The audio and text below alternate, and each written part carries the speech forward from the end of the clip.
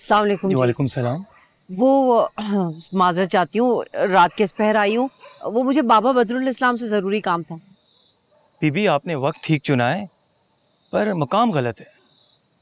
क्या मतलब? अरे मतलब ये है कि बाबा जी इशा की नमाज के बाद अपने दादा हजरत बाबा के मज़ार पर हाजिरी देते हैं और फिर वहीं मज़ार से मौलवी खानकाह में साइलिन की दादरसी करते हैं। आप वहाँ चली जाएं, इंशाल्लाह आपकी मुलाकात बाबा बदरुल इस्लाम से ज़रूर हो जाएगी। कहाँ है? रास्ता कहाँ से होगा उसका? आपने वो बड़ा कब्रिस्तान देखा है ना? हाँ हाँ हाँ, देखा देखा। बस उसी के पीछे बाबा जी का मज़ार है और उससे ही मुतसिल वो खानकाह है। आप वहाँ जाकर किसी से भी पूछ लेंगी तो वो आपको खुद बाबा जी के पास ले जाएंगे। ठीक हो गया, बहुत शुक्रिया।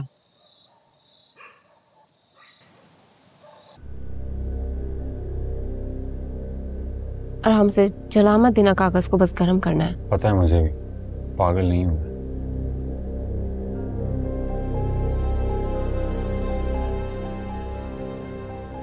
कुछ नजर आया?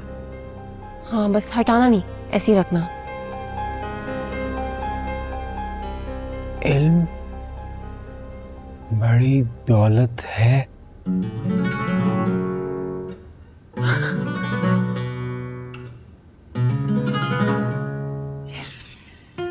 ये भी कोई क्लू होगा। Of course.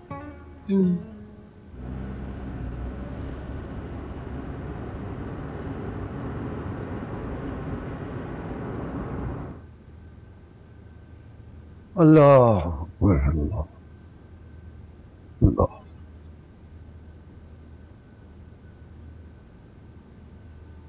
ये तावीज अपने शोहर के सराहने उसके सोने के बाद रख देना। अल्लाह ने चाहा तो उसका गुस्सा जाता रहेगा। जाओ बेटा।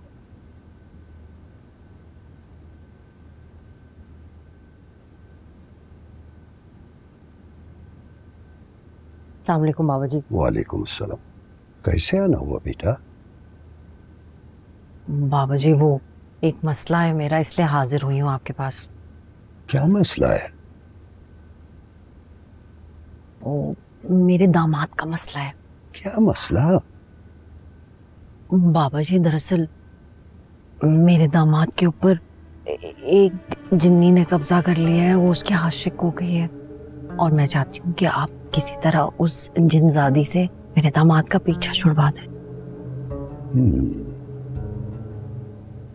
जिनकी ये कहानी है उनकी ज़बानी है। ढूंढ लो किताबों में रंग आसमानी है। उसकी नज़रें तुम पे हैं, उससे ही छुपानी है। हाथ में ना आया तो खाक ही उड़ानी है।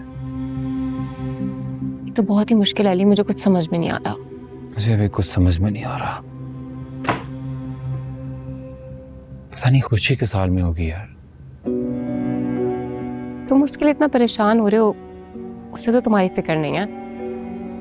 मतलब तुमने उसको इतना ढूंढा, उसे भी खुद कोशिश करनी चाहिए तुम्हें खबर देने की। इसी बात की तो परेशानी है।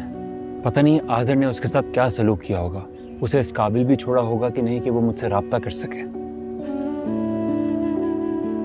उससे बहुत मोहब्बत करती है नादिया। कहने और करने में फर्क होता है। नादिया, खुशी मुझसे बहुत मोहब्बत करती है। वो चाहती तो तुम्हारे साथ कुछ भी बुरा कर सकती थी। उसने तो तुम्हारा तावीज तक उतरवा दिया था। चाहती तो तुम्हें नुकसान पहुंचा सकती थी, लेकिन उसने ऐसा नहीं किया। और उस दिन जब हम लोग हॉस्पिटल से वापस आए तो वो छत पे तुम्हारी शक्ल में खड़ी हुई थी और ऐसे बिहेव कर रही थी जैसे अभी छलांग लगा देगी, लेकिन उसने ऐसा नहीं किया क्योंकि वो तुम्हें नुकसान नहीं पहुंचाना चाहती, क्योंकि वो मुझे किसी भी किस्म की तकलीफ में नहीं देखना चाहती, क्योंकि वो मुझसे मोहब्बत करती है।